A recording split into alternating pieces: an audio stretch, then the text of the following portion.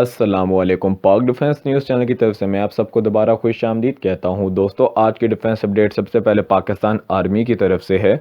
तो दोस्तों, पाकिस्तान आर्मी की तरफ से इस चीज़ का इरादा किया है कि वो अपने GSR सिस्टम और इलेक्ट्रॉनिक वॉरफेयर सिस्टम को मजबूत करेंगे। पाकिस्तान आर्मी की तरफ से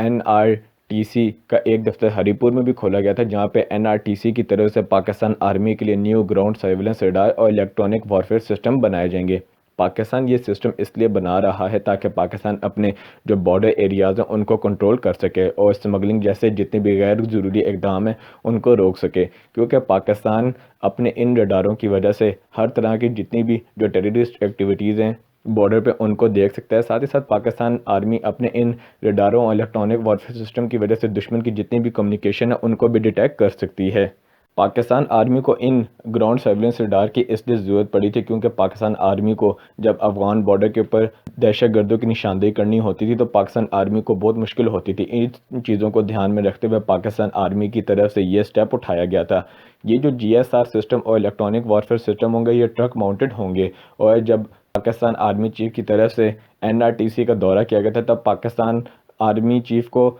न्यू तरह के जो GSR सिस्टम है वो दिखाए गए थे, जो कि कुछ ट्रक माउंटेड थे और कुछ को स्टैंड के ऊपर लगाया गया था, जिनके साथ नाइट विजन कैमरास भी लगे हुए थे। साथ ही साथ पाकिस्तान आर्मी चीफ को इस चीज़ पर भी ब्रीफिंग दी गई थी कि NRTC की तरफ से पाकिस्तान आर्मी के लिए न्यू जनरेशन्स के इलेक्ट्रॉनिक वॉरफेयर सिस्टम और ग्राउंड सर्विलेंस रडार को भी बनाया जाएगा, ताकि पाकिस्तान आर्मी इनको इंडक्ट करके अपनी सिक्योरिटी को मजबूत कर सके। इससे पहले NRTC की तरफ से पाकिस्तान आर्मी के लिए ऑब्जेक्ट 1 और ऑब्जेक्ट 2 नाम के 2 GSR सिस्टम बनाए गए थे, ताकि पाकिस्तान आर्मी को दिखाए जा सकें। इसके साथ साथ पाकिस्तान आर्मी की तरफ से इस तरह के पहले भी NRTC के बने हुए जो GSR सिस्टम है उनको इंडक्ट किया गया है। और इसके साथ साथ कुछ दोस्तों ने मुझसे हमजा 6x6 जो IFV व्हीकल है उसके बारे में पूछा था। तो दोस्तों, ये व्हीकल जो सिर्फ एक्सपोर्ट ऑर्डर के लिए बनाई गई थी और पाकिस्तान आर्मी की तरफ से इसको इंडक्ट नहीं किया गया, और ये पाकिस्तान आर्मी ने इस वजह से इंडक्ट नहीं की क्योंकि पाकिस्तान आर्मी की तरफ से इसकी जगह वाइपर जो IFC थी उसको इंडक्ट किया जा रहा था, जिसके ऊपर 2 एंटी टैंक गाइडेड मिसाइल्स को भी लगाया जा सकता है। और वाइपर पाकिस्तान आर्मी के पास इस वक्त जितनी भी आर्मर्ड पर्सनल कैरियर की निस्बत जदीद है। और साथ ही साथ पाकिस्तान आर्मी ने जो अपनी वाइपर बनाई है इसकी ख़ास बात यह कि इसके ऊपर न्यू तरह की कोटिंग और न्यू तरह का इसके ऊपर आर्मर का इस्तेमाल किया गया, जो कि पाकिस्तान की जितनी भी पुरानी AFC हैं उनके ऊपर इस्तेमाल नहीं किया गया। तो दोस्तों, आज की दूसरी डिफेंस अपडेट रशिया की तरफ से। तो दोस्तों, रशिया की यूनाइटेड एयरक्राफ्ट कॉरपोरेशन की तरफ से new light weight fighter jet को बनाया जाएगा, जो कि ट्विन इंजन फाइटर जेट होगा और ये नेक्स्ट जनरेशन का फाइटर जेट होगा। ये उनको इसलिए ज़रूरत पड़ी थी क्योंकि रशिया का SU-57 के अंदर काफ़ी फॉल्ट थे, जिसकी वजह से वो इसको मार्केट के अंदर एक्सपोर्ट नहीं कर पा रहे थे। और इसी वजह से रशिया ने इस चीज़ पर ध्यान दिया कि SU-57 के अल्टरनेटिव पे एक और फाइटर जेट भी ऐसा होना चाहिए जिसको वो मार्केट के अंदर एक्सपोर्ट भी कर सकें। ये रशिया का light multi functional frontline twin engine aircraft भी होगा, और रशिया इस तरह के फाइटर जेट को इसलिए बना रहा है ताकि वो अपनी एक्सपोर्ट मार्केट है उसको बढ़ा सके, क्योंकि रशिया के अंदर इस वक्त बहुत बुरे हालात चल रहे हैं उनकी इकोनॉमी के भी और उनके डिफेंस के प्रोडक्ट्स के लिए। और रशिया चाहता है कि वो अपने आप को इकोनॉमी के लिहाज से स्ट्रॉन्ग करे, और इसलिए वो इस तरह के न्यू अब डिफेंस के प्रोडक्ट बना रहा है ताकि दुनिया के अंदर जो डिफेंस की मार्केट है उसको कैप्चर कर सके। ये रशिया की तरफ से इकदाम इसलिए उठाया जा रहा है क्योंकि रशिया अपनी जो आर्म्स की एक्सपोर्ट मार्केट है उसको खोता जा रहा है, और रशिया की तरफ से UAE के साथ भी एक एग्रीमेंट को साइन किया गया था, जिसके अंदर UAE और रशिया मिलकर नेक्स्ट जनरेशन जो कॉम्बैट एयरक्राफ्ट है वो बनाएंगे।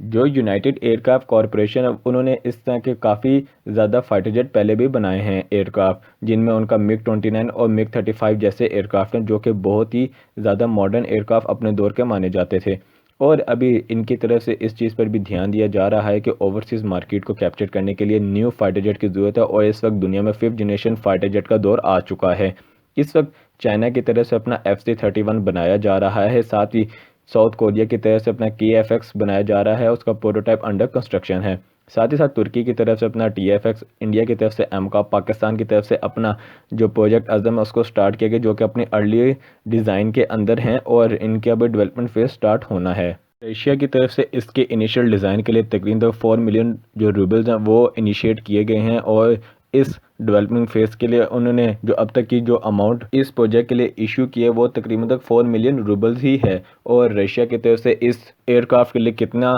सीरियस है वो इस जहाज़ के बनने के बाद ही देखा जाएगा और तभी पता चलेगा कि ये जहाज़ जो है क्या वाकई ही में रशिया का light weight next generation fighter हो सकता है, क्या इसके अंदर भी SU-50 जैसे कमियां होंगी, या ये SU-50 जैसे नहीं होगा या उससे ज़्यादा मॉडर्न होगा मगर लाइट वेट फाइटर एयरक्राफ्ट होगा।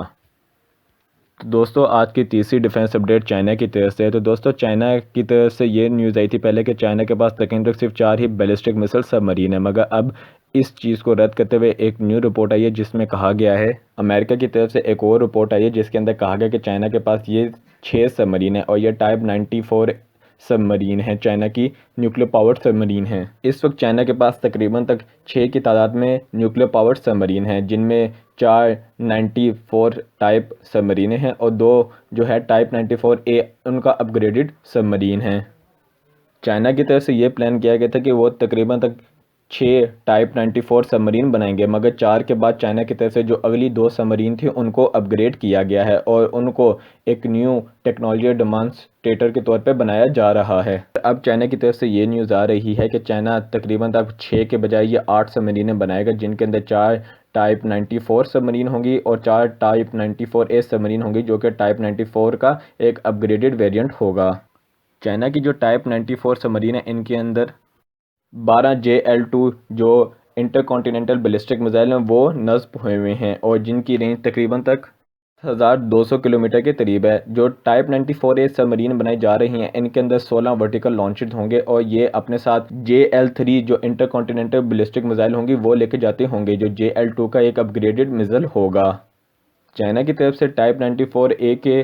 टेक्नोलॉजी को देखते हुए टाइप 96 एक और नई सबमरीन बनाई जा रही है, जो कि टाइप 94 और टाइप 94A की निस्बत ज़्यादा जदीद होगी। कहा जा रहा है कि चाइना की तरफ से टाइप 94A जो सबमरीन बनाई गई है उसके अंदर जो कुछ सब सिस्टम ऐसे इस्तेमाल हुए हैं जो चाइना की न्यू अपकमिंग टाइप 96 सबमरीन के अंदर इस्तेमाल होंगे और ये चाइना की तरफ से एक तरह का टेक्नोलॉजी डेमॉन्स्ट्रेटर है कि वो अपनी टेक्नोलॉजी को चेक कर रहा है कि वो अपनी आने वाली न्यू सबमरीन के अंदर इस्तेमाल कर सकता है कि नहीं कर सकता।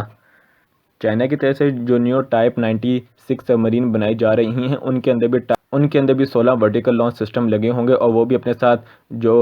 JL-3 जो मिसाइल होंगे वो कैरी कर सकते होंगे, जिनकी रेंज तकरीबन तक 10,000 किलोमीटर के करीब बताई जा रही है या इससे ज़्यादा हो सकती है। चाइना की तरफ से अपनी सबमरीन फ्लीट को मजबूत किया जा रहा है और कुछ एक्सपर्ट की तरफ से ये भी कहा जा रहा है कि चाइना अंडर वाटर जो अपनी कैपेबिलिटी है उसको बढ़ा रहा है और अंडर वाटर अपना जो सेकंड स्ट्राइक कैपेबिलिटी है उसको भी मजबूत कर रहा है। चाइना की तरफ से अपनी इन सबमरीन के अंदर समंदर के अंदर बैलिस्टिक मिसाइल्स हैं उनको तैनात किया जा रहा है, जो कि आने वाले वक्त में चाइना के जितने भी दुश्मन हैं उनके लिए ख़तरनाक चीज़ साबित हो सकती है। चाइना की तरफ से पिछले 10 सालों के अंदर न्यू से न्यू टेक्नोलॉजी को डेवलप किया गया है और उनको अपनी मिलिट्री के अंदर भी इस्तेमाल किया जा रहा है, जिसकी वजह से पूरी दुनिया हैरान है कि चाइना ने इतने कम अरसे के अंदर इतनी जो हाईटेक टेक्नोलॉजी कैसे हासिल कर ली है। और सबमरीन्स के मामले में चाइना जितनी तेज़ी से काम कर रहा है वो दुनिया के अंदर एक अलग ही मिसाल है। चाइना की तरफ से सबसे ज़्यादा अपनी एयरफोर्स और नेवी के ऊपर काम किया जा रहा है ताकि इनको सबसे ज़्यादा मजबूत किया जाए और दुश्मन के अगेंस्ट यही सबसे ज़्यादा अपना किरदार अदा करती हैं। और आज की चौथी डिफेंस अपडेट इंडिया की तरफ से। तो दोस्तों जिससे आप सबको याद होगा कि इंडिया का जो कावेरी इंजन है वो एक तरह से फेल प्रोजेक्ट हो गया था और इंडिया की तरफ से बार बार दूसरे ममालिक की हेल्प भी ली गई इस इंजन को दोबारा डेवलप करने में, मगर ये इंजन सही तरह से कामयाब नहीं हो सका और ये उतना थ्रस्ट जनरेट नहीं कर सका कि वो इसको अपने जो लाइट वेट कॉम्पैक्ट एयरक्राफ्ट है तेजस उसके अंदर लगा सकते। साथ ही साथ इस इंजन की चंद खामियां ऐसी थी कि ये इतना रिलायबल नहीं था और ना ही इसकी इतनी सर्विस लाइफ थी कि इसको ज़्यादा देर तक जहाज़ों के अंदर इंटीग्रेट किया जाता। मगर अब इंडिया की तरफ से ये फैसला किया गया कि वो अपने इस कावेरी इंजन को अपने जो घातक UCAV है उसके अंदर लगाएंगे और उसको इसके अंदर इंटीग्रेट किया जाएगा। अभी इंडिया की तरफ से एक और न्यू इंजन को बनाने की कोशिश की जा रही है और अपनी हुकूमत से भीख मांगते हुए कहा जा रहा है कि हम पहले एक नया इंजन बनाने की कोशिश कर रहे हैं और पुराना इंजन हमसे बन नहीं पा रहा, तो आप हमें और पैसे दें ताकि हम उसको भी ज़ाया कर सकें। अभी इंडिया की तरफ से नया कदम उठाया जा रहा है कि वो न्यू इंजन को बनाएं ताकि वो अपने 5th जनरेशन जो सो कॉल्ड उनका 5.5 जनरेशन का M का होने वाला है उसके अंदर इस इंजन को लगा सकें। हालांकि इंडिया की तरफ दुनिया